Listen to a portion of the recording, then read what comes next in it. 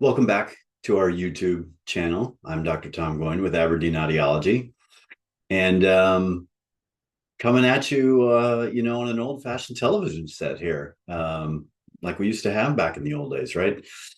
So in this particular video, I just wanted to take a minute to explain several reasons why today's television and the shows we watch on television are difficult to follow and difficult to understand in terms of the speech and the dialogue. So this is something we get at our offices a lot. We get these questions quite a bit, and even with normal hearing people or people with well-fitted hearing aids or people we have helped with their auditory processing issues, there's still some difficulty following the dialogue on TV.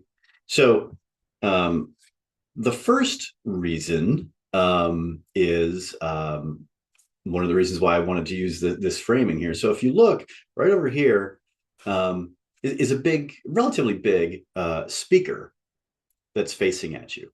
And so, if you're under a certain age, I don't know what that would be, under 35 perhaps, or under 30, maybe under 25. This is what TVs used to look like.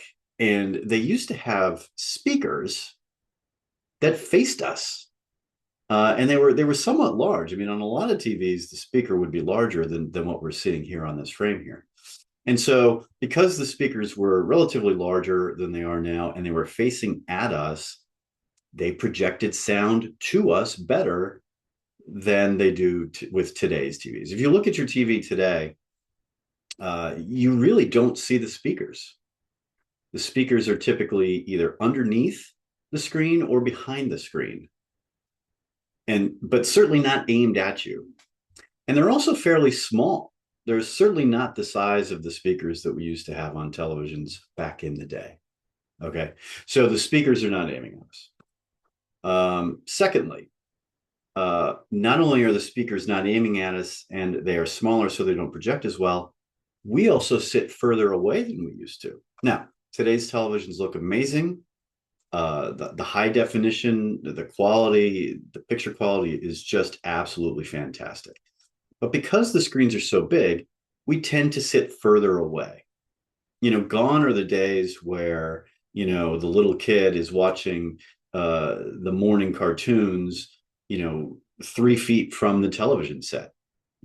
Folks my age always heard from our parents, don't sit so close to the TV. As a parent now, I've never said that to one of my kids. And why is that? Because the TVs are so large, we sit further away. So the sound is not directed at us. We are further away from the sound. And also, to a certain extent, our home architecture and our home design has changed in a way that makes understanding television more difficult. So again, back in the day, most of our TV watching was done in a room that was purely a living room, purely a den, purely a TV room, set apart from the rest of the house. And also there was much more likely to be carpet, wallpaper, fewer hard surfaces. And so because of that, sound traveled to you better, but also sound from other rooms did not mask the sound or interfere with the sound of the television at all. Now, again, I think there's a lot of advantages to today's home design with, open concept, as they say. It looks good. It means that people who are in the kitchen aren't necessarily isolated from everyone else in the house when they're cleaning dishes or cooking dinner or whatever. But it does mean that the acoustics of television are more difficult to follow and process because it's getting interfered with from other sound throughout the house. So, again, speakers are small and not aimed at us. We are further away from the speakers. And then the design and layout of our houses is not conducive to following just what's on television. And then there's a fourth thing, which is that today's soundtracks and the way that things are filmed is much different than it was, back in the day.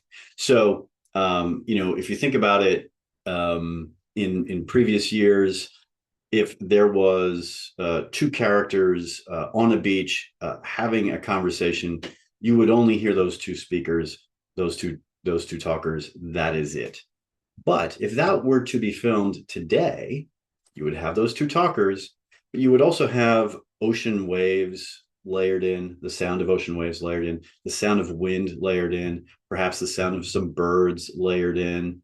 If it's a recreational beach, maybe some laughing children in the background or something.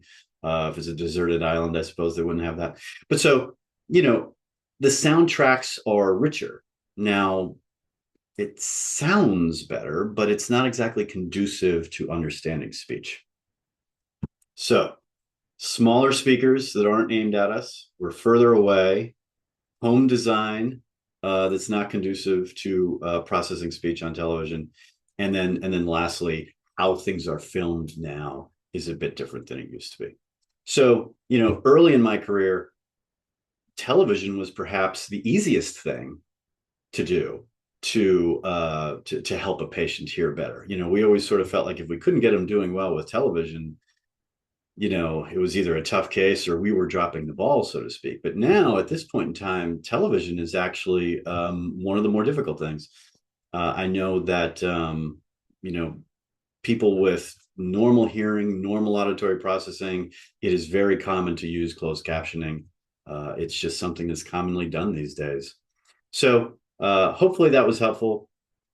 Now, if you are having greater difficulty than other people in your house and you need the volume on the television louder than other people do, or even when it is louder, you're still having a harder time following it than other people in the house or people you watch TV with, well, then it's probably time to have a hearing test or an auditory processing evaluation, something like that, to see if we can get to the bottom of why are you struggling more than others. So hopefully this was helpful. If you feel like you might need an evaluation, we're certainly available. Again, we're Aberdeen Audiology in the Philadelphia suburbs. We have offices in Wayne, Malvern now, and Westchester. Three different locations where we can help you, multiple doctors of audiology that can help you. And so hopefully we can be of service. Thank you for watching.